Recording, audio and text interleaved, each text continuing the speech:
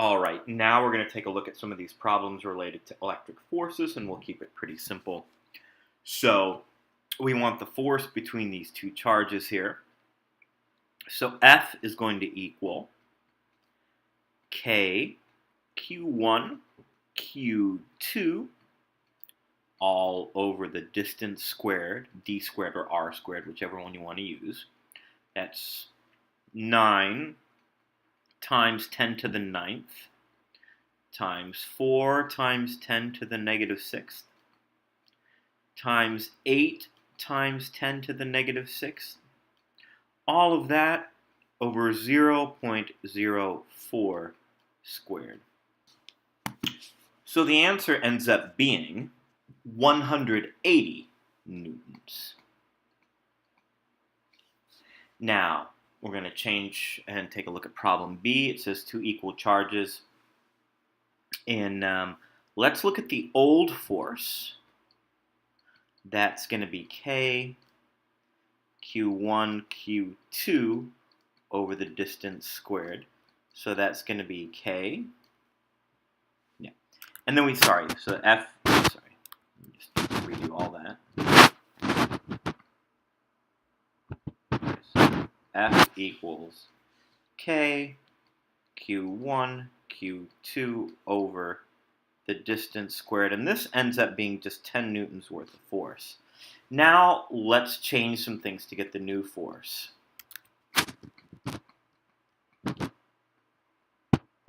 The new force is going to end up being K, and we're going to double both the charges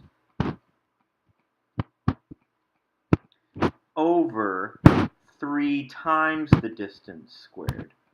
And when we actually work that out, that ends up being 4 over 9th times K Q1 Q2 over the distance squared, which is 4/9 times 10, which is about which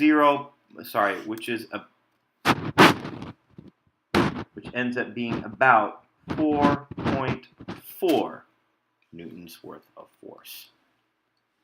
And then for this last part here, this is only for G period. We want to actually be careful who this charge is going to end up being placed to the right. The reason we know that is if we put it in between, it's going to be pulled to the negative 2 and pushed away from the positive 4. The only place where it could be where it's 0 force on it is right here, because it's attracted to the negative 2 and pushed away by the positive 4. We may find that there's another place here, so we actually may end up getting 2 answers for this problem. So this distance here is x, and now let's go ahead and set up the equation. So we're going to end up saying that, I'm going to call this 1, 2, and 3. So what we're going to say is F, and we're only interested in absolute values, so F13 equals F23. And we'll go ahead and actually solve all of that now. So here we go. We have K, Q1, Q3 over the total distance is 0.5 plus x quantity squared, and that's going to equal K, Q2, Q3 all over quantity x squared. Q3 cancels, K cancels, and we're getting a little bit further along here. Now we can put in some numbers. We got 4 times 10 to the negative 6 over 0.5 plus x quantity squared equals 2 times 10 to the negative 6th over plain old x squared. These cancel. And so I'm going to end up getting here, I'm going to divide each side by 2.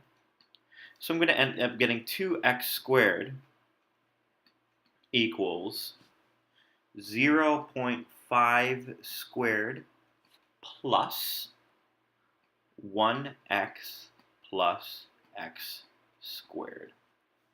So this is going to lead me to get x squared minus 0.25 minus x equals 0. Let's keep multiplying through. This is going to be 4x squared minus 4x minus 1 equals 0. And now I'm going to use the quadratic formula to solve. So I'm going to get x equals 4 plus or minus the square root of 16 plus 16 all over 8. So this is going to end up being 1 plus or minus the square root of, and that's going to be the square root of 16 times 2, it's 4, and this is going to be over 2 here, so 4 squared root of 2, yes. So 1 plus or minus the square root of 2 over 2. Let's go ahead and solve for both of those numbers. So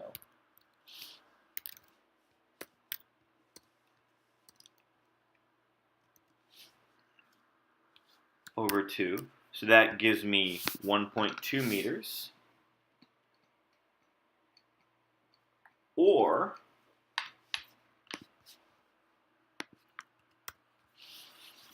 negative 0.207. Both of those are acceptable answers for this question, so that's question number 1.